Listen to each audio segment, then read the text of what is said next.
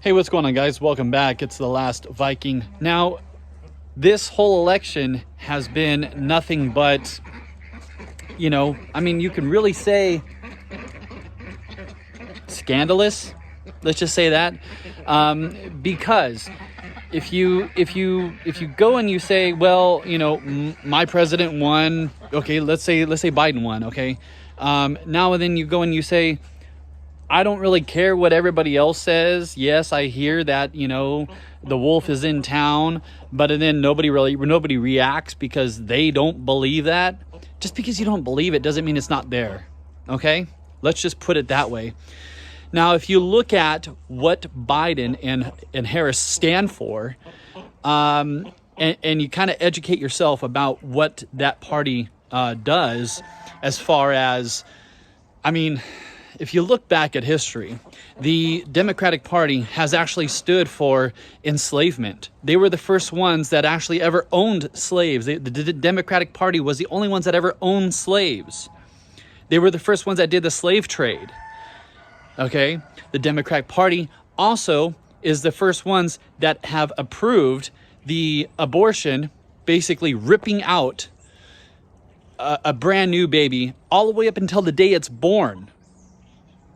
Right when the baby comes out, they have the right to be able to,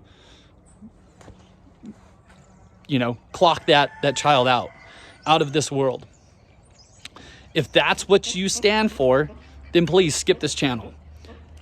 But if you want to get your voice heard and you want to stand for something that matters, forget everything else. If those two topics, stand out to you, then you got to stand up. You got to do what's right. All that the Republicans are asking for in the Senate are asking for a dismissal or a investigation, a federal investigation. Just 10 days. Just 10 days for us to prove and for them to prove what's right, what really happened, and what's wrong. This next video is going to be, before we get into that, this next video, if you would please subscribe to my channel down below, hit a thumbs up, like, and comment. What do you think? I'm not really biased on either one. I understand that there are going to be two different sides as to this whole thing. But with the whole process that I have just explained, we can talk about Joe Biden's and Hunter Biden's connection with the CCP in China that happens to be a communist country, and their ideas and ideology. Yeah, Biden can say everything he wants to say about how, the China and CCP is not going to be affected into the United States, and he's going to impose all these laws. But keep in mind, they're buddies. They're in bed with each other. There's no doubt about it. They are in bed with each other. And so I'm going to put another video of the last thing that we heard before the riot happened.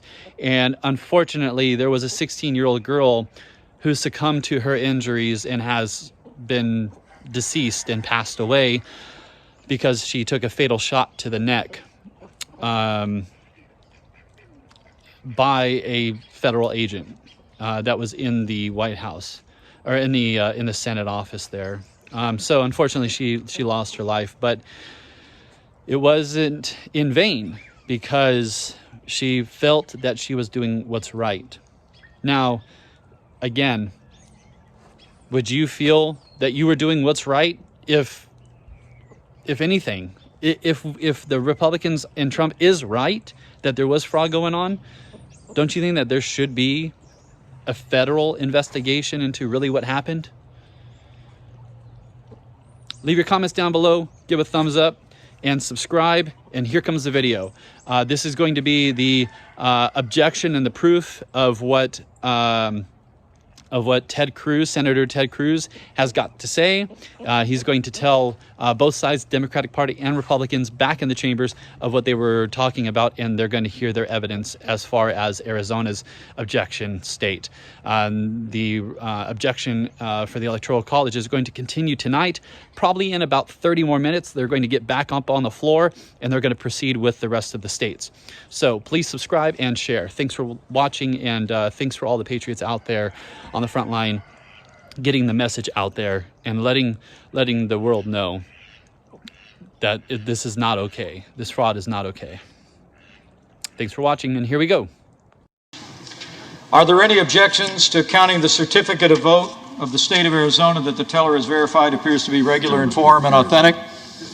President, I, Paul Gosar from Arizona. For what purpose does the gentleman from Arizona rise? I rise up for myself and 60 of my colleagues to object to the counting of the electoral ballots from Arizona. Is the objection in writing and signed by a senator? Yes, it is. It is.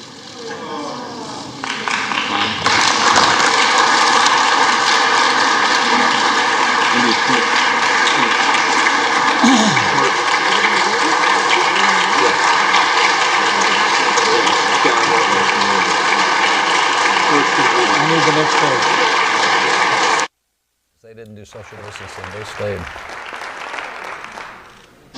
An objection presented in writing and signed by both a representative and a senator complies with the law, Chapter 1 of Title 3 of the United States Code. The clerk will report the objection. But it is nonetheless a reality for nearly half the country. I would note it is not just Republicans who believe that. 31% of independents agree with that statement. 17% of Democrats believe the election was rigged. Even if you do not share that conviction, it is the responsibility, I believe, of this office to acknowledge that is a profound threat to this country and to the legitimacy of any administrations that will come in the future.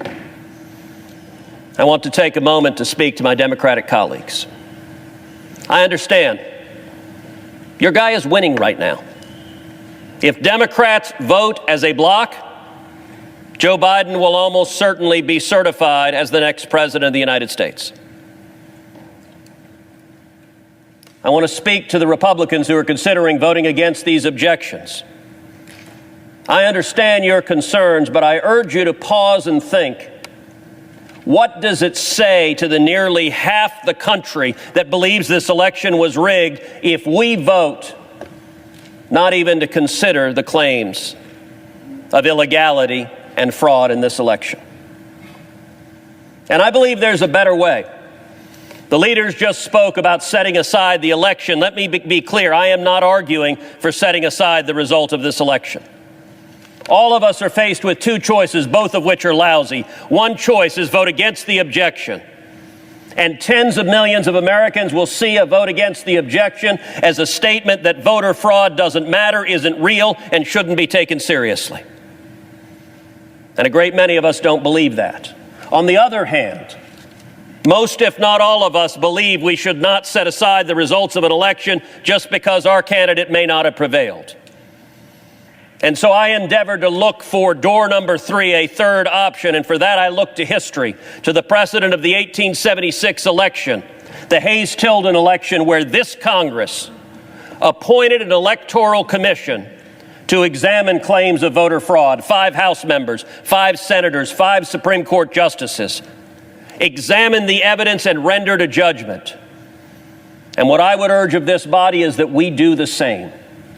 That we appoint an electoral commission to conduct a 10-day emergency audit, consider the evidence, and resolve the claims. For those on the Democratic aisle who say there is no evidence, they've been rejected, then you should rest in comfort. If that's the case, an electoral commission would reject those claims. But for those who respect the voters, simply telling the voters, go jump in a lake, the fact that you have deep concerns is of no moment to us. That jeopardizes, I believe, the legitimacy of this and subsequent elections. The Constitution gives to Congress the responsibility this day to count the votes. The framers knew what they were doing when they gave responsibilities to Congress. We have a responsibility, and I would urge that we follow the precedent of 1877. The Electoral Count Act explicitly allows objections such as this one for votes that were not regularly given. And let me be clear, this objection is for the state of Arizona, but it is broader than that. It is an objection for all 6 of the contested states to have a credible, objective, impartial body hear the evidence and make a conclusive determination.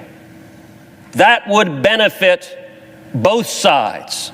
That would improve legitimacy of this election. And so let me urge my colleagues, all of us take our responsibility seriously.